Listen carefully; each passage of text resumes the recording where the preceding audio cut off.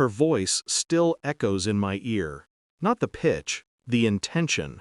A calculated sharpness only someone confident in their victory ever uses. I was halfway down the front steps of her parents' house when my phone vibrated. The cold air bit at my skin, but it couldn't touch what was happening inside me. Something quieter, darker, waking for the first time in years. Her earlier laughter still clung to the back of my mind. Not the warm kind, the kind that carries secrets. I hadn't meant to listen. I just stepped away from the dinner table, needing a breath, needing distance from the suffocating politeness of her family. And then I heard it. My wife's voice drifting through the barely closed pantry door. Her sister whispering, excited, like a child hiding stolen candy. New Year's, perfect chance, everyone will be there. Humiliate him first, then file. He won't see it coming. A soft clink of glasses, a giggle that wasn't really a giggle. My name spoken like a problem to be solved. I didn't breathe for a full 10 seconds. When the phone rang later, hours later, I knew exactly who it was before I looked. Her name burned on the screen. I answered, calm, too calm. She sounded anything but. "Where the hell are you?" she hissed, breathless, frightened. "You left without saying anything." I stared at the road stretching ahead, empty, silent, like the inside of me. My voice barely rose above a whisper. "Can you guess where I am?" A pause. Then, panic. "What did you do?" I exhaled slowly. "Did your family enjoy my gift?" The line went dead quiet. I could almost hear the moment they opened the box. And then the scream, her sister's voice shredding through the speaker. "Oh my God, what is this?" I closed my eyes. The click inside my chest wasn't fear. It was the sound of something finally aligning. I didn't rush back inside after hearing them whisper. I didn't confront her, not yet. Confrontations are for people who still hope there's another side to the story. I didn't. At the dinner table, her hand rested lightly on mine. Too lightly, like touching me was now a performance. Her eyes darted to her family, checking if they approved. They always approved. To them, she was the golden one. Charming, sharp, untouchable. And me? I was the stable backdrop, the man who wasn't supposed to notice shadows. But I noticed everything. Her sudden absences, the late-night phone calls she ended too quickly, the way she dressed for work meetings that no one had ever confirmed existed, the way she smiled when she didn't know I was watching, soft, private, meant for someone else. Deep down, I think I knew long before tonight. But knowledge without proof is just paranoia, and paranoia is easy to dismiss. That changed the moment I heard her say the words, "He's too predictable. He'll fall apart. It'll be easy." Easy. She thought I was easy. Shock didn't hit like a punch. It seeped in slowly, filling the spaces I had left empty for her. Every memory turned sharp. Every promise felt suddenly rehearsed. I watched her the rest of dinner, her laughter too bright, her compliments too polished. I saw the performance now. I finally saw her. And she did not see me at all.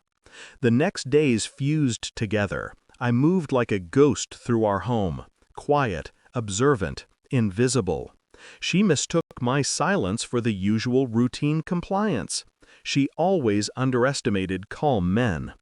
I began collecting the threads. Phone logs, receipts, deleted messages resurrected from cloud backups she didn't realize were synced to my email. Late-night locations pinged miles away from the office she supposedly worked at. I found the hotel receipts first, 3 months' worth, always under her sister's name. Clever. Almost clever enough to work. Then the voice messages. Him. A man whose tone suggested familiarity, entitlement, possession. "New Year's is going to be fun," one message whispered. "I can't wait to see the look on his face." My stomach tightened, but my hands stayed steady. I kept listening. She replied to him with a softness I had never received. We humiliate him first, then the divorce. My family will back me. He'll break. Break. They really believed that. In the mornings, I watched her get dressed. Her perfume lingered longer now. Her smile, brittle at the edges. She didn't ask why I was quieter. She never asked about me anymore. That made everything easier. Like carefully peeling the skin off a lie, the truth began taking shape. And with every new detail, the cold inside me grew. Not grief, not anger, precision.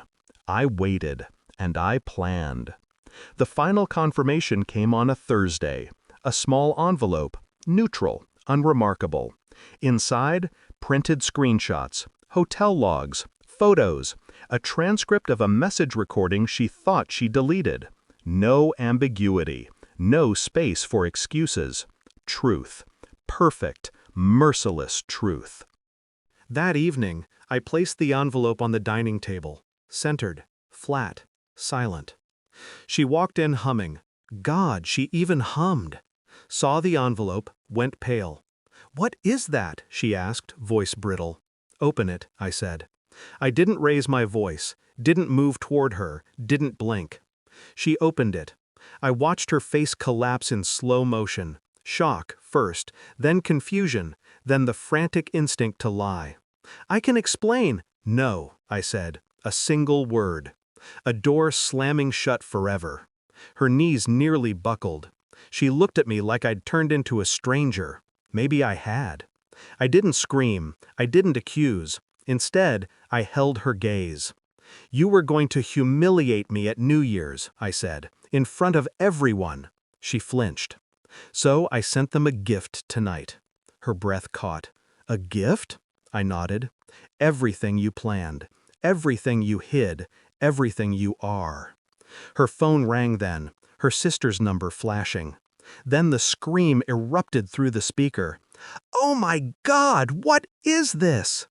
She stared at me, horrified. "What did you do?" I told the truth, I said. The simplest revenge. The sharpest. She kept talking, crying, reaching. I walked past her. Her voice followed me down the hallway, but it felt distant, like an echo in a house I'd already moved out of. At the door, I paused only once, not to look back, not to reconsider, just to acknowledge the quiet inside me. For the first time, it wasn't empty. It was clean. When I stepped outside, the night felt sharper, honest. People think betrayal breaks you, but sometimes it frees you. I closed the door gently, and that was the last sound she ever got from me.